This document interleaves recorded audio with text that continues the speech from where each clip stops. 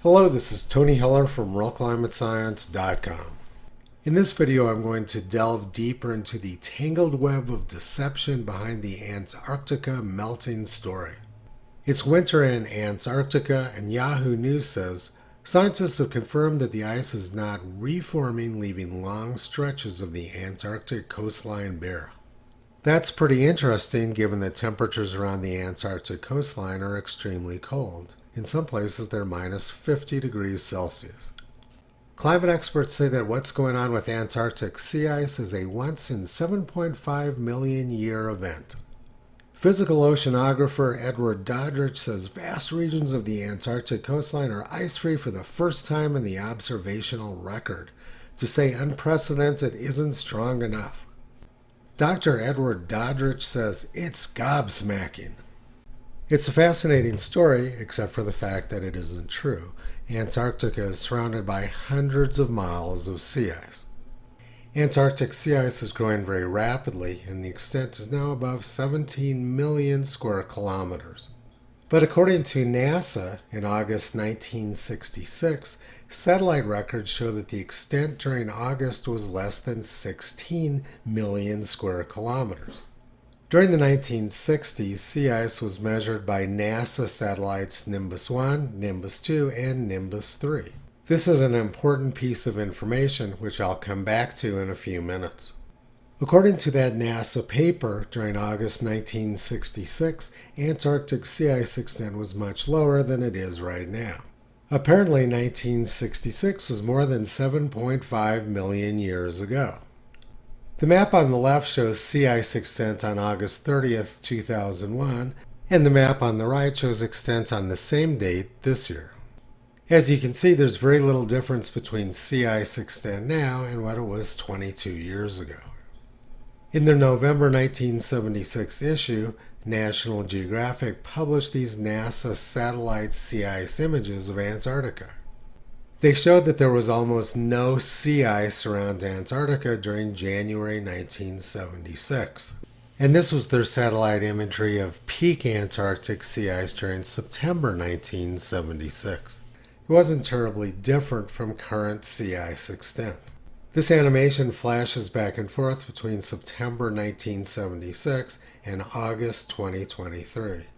As you can see, there isn't a huge amount of difference, and the ice is continuing to grow this year. The story being told by Edward Doddridge is a total scam. Nothing he's saying is true. But as I'm about to show you, this story gets much worse. Let's switch to the North Pole now. The NASA website shows this graph of Arctic sea ice declining since the year 1979.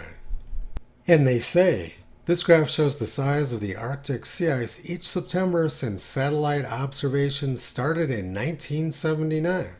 Once again, that claim isn't true. This NASA paper says that they have satellite sea ice data going back into the 1960s. The 1990 report of the United Nations Intergovernmental Panel on Climate Change showed satellite sea ice data for the Arctic going back to the early 1970s. The peak year was 1979, which is where NASA now claims satellite sea ice records begin. So what they've done is they've hidden all of the inconvenient data prior to 1979. The 1990 IPCC report said in 1972 to 1975, sea ice extent was significantly less. NASA has hidden all of the data before 1979, and they even claim that it doesn't exist. By hiding all of the pre-1979 data when sea ice extent was low, they can create the appearance of a linear downwards trend, which has nothing to do with reality. The 1995 report of the Intergovernmental Panel on Climate Change showed the same thing. Sea ice extent was very low during the early 1970s. But in the 2001 report, they tampered with the data. They got rid of the low extent from the early 1970s and changed those low years into a very high extent. They turned an increasing trend during the 1970s into a decreasing trend. This is the sort of data tampering to fit an agenda which goes on with just about every government climate data set. And now they just pretend that there isn't any data before 1979. It's pretty amazing that they claim we don't have satellite sea ice data from the 1960s. This is a picture taken from Apollo 8 in 1968. During the 1960s, NASA was able to put men on the moon, something they are no longer able to do. And if we go back further in time, this graph is from the 1985 Department of Energy report on climate. It showed that Arctic sea ice extent was very low during the 1950s. In 1958, the New York Times wrote this article. Although the idea that a solid ice sheet covers the central Arctic has lingered stubbornly in the popular fancy, the northern cap of ice worn by our planet is actually a thin crust, on the whole only about 7 feet or 2 meters thick. The thickness in 1958, 2 meters, is about the same as it is now. On August 11, 1958, the USS Gates submarine surfaced at the North Pole.